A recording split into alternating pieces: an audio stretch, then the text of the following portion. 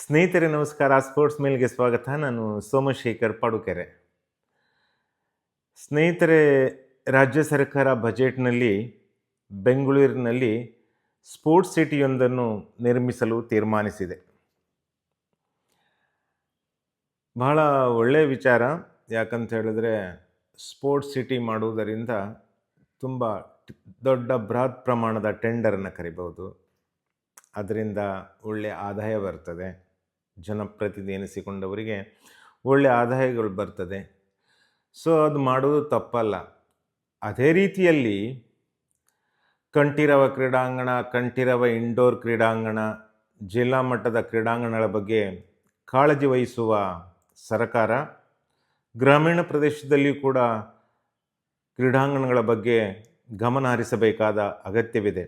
ಯಾಕಂತ ಹೇಳಿದರೆ ಬೈಂದೂರು, ಕುಂದಾಪುರ ಮತ್ತು ಬ್ರಹ್ಮಾವರ ಇದಿಷ್ಟು ಕ್ಷೇತ್ರದಲ್ಲಿ ಒಂದು ಸಿಂಥೆಟಿಕ್ ಟ್ರ್ಯಾಕ್ ಎಂಬುದೇ ಇಲ್ಲ. ದಸರಾ ಕ್ರೀಡಾಕೂಟವನ್ನು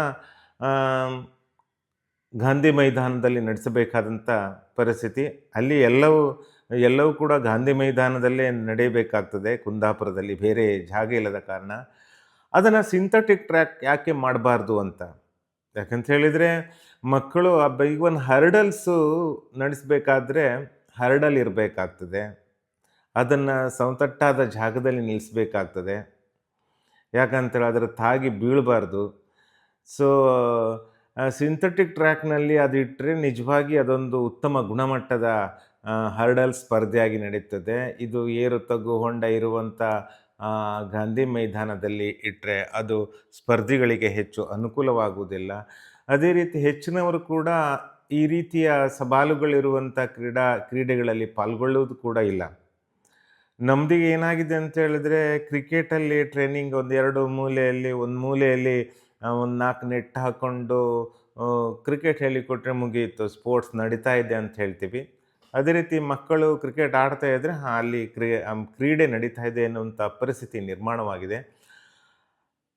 ಕುಂದಾಪುರದಂಥ ಒಂದು ಸಾಕಷ್ಟು ಕ್ರೀಡಾಪಟುಗಳು ಹಾಗೂ ಆಸಕ್ತಿ ಇರೋರಿರುವಂಥ ಒಂದು ತಾಲೂಕಿನಲ್ಲಿ ಒಂದು ಉತ್ತಮ ಗುಣಮಟ್ಟದ ಸಿಂಥೆಟಿಕ್ ಟ್ರ್ಯಾಕ್ ಅಂಗಣ ಹಾಕಬೇಕಾದ ಅನಿವಾರ್ಯತೆ ಇದೆ. ಈ ಹಿನ್ನೆಲೆಯಲ್ಲಿ ಇಲ್ಲಿಯ ಪ್ರಜ್ಞಾವಂತರು, ಕ್ರೀಡಾಸಕ್ತರು ಹಾಗೂ ನಾಡು ನುಡಿ ಭಾಷೆಗಾಗಿ ಹೋರಾಟ ಮಾಡುವವರು ತಮ್ಮ ಧ್ವನಿಯನ್ನು ಎತ್ತಬೇಕಾದ ಅನಿವಾರ್ಯತೆ ಇದೆ. ಬೆಂಗಳೂರಿನಲ್ಲಿ ಮಾಡ್ತಾರೆ. ಯಾಕಂತೇಳಿ ಬೆಂಗಳೂರಿನಲ್ಲಿ ಕಂಠೀರವ ಕ್ರೀಡಾಂಗಣ ಮತ್ತು ಕಂಠೀರವ ಇಂಡೋರ್ ಕ್ರೀಡಾಂಗಣ ಇವುಗಳಿಗೆಲ್ಲ ವರ್ಷಕ್ಕೆ ಎಷ್ಟು ಖರ್ಚು ಮಾಡ್ತಾರೆ ಅಂತ ಹೇಳೋದು ಜಗತ್ತಿಗೆ ಗೊತ್ತಿದೆ. ಕೆರೆಯನ್ನು ಮುಚ್ಚಿ ಕ್ರೀಡಾಂಗಣವನ್ನು ಕಟ್ಟಿ ಪ್ರತಿ ವರ್ಷ ಅದರ ವುಡನ್ ಫ್ಲೋರನ್ನು ಚೇಂಜ್ ಮಾಡುತ್ತಿರುವುದು ನಮ್ಮ ಗಮನಕ್ಕೆ ಬಂದಿದ್ದು ನಾವು ನೋಡ್ತಾನೆ ಇದ್ದೀವಿ. ಅದು ನಡೆಯುತ್ತಲೇ ಇದೆ. ಸೊ ಎನಿವೆ, ಅದು ಬೆಂಗಳೂರಿನಲ್ಲಿ ಏನೇ ನಡೀತಿರಲಿ, ಅದೇ ರೀತಿಯಲ್ಲಿ ಒಂದು ಗ್ರಾಮೀಣ ಪ್ರದೇಶದಲ್ಲಿ ಒಂದು ತಾಲೂಕು ಕೇಂದ್ರಗಳಲ್ಲಿ ಉತ್ತಮ ಗುಣಮಟ್ಟದ ಕ್ರೀಡಾಂಗಣವನ್ನು ನಿರ್ಮಿಸಬೇಕಾಗಿದೆ. ಇಲ್ಲಿಯ ಜನಪ್ರತಿನಿಧಿಗಳು, ಇಲ್ಲಿಯ ಸಂಸದರು, ಇಲ್ಲಿಯ ಶಾಸಕರು ಈ ಬಗ್ಗೆ ಹೆಚ್ಚಿನ ಗಮನವನ್ನು ಹರಿಸಬೇಕಾಗಿದೆ. ಅದೇ ರೀತಿ ಇಲ್ಲಿನ ಕಾಲೇಜು ವಿದ್ಯಾರ್ಥಿಗಳು ಕೂಡ ತಮ್ಮ ಧ್ವನಿಯನ್ನು ಎತ್ತಬೇಕಾಗಿದೆ. ಧನ್ಯವಾದಗಳು.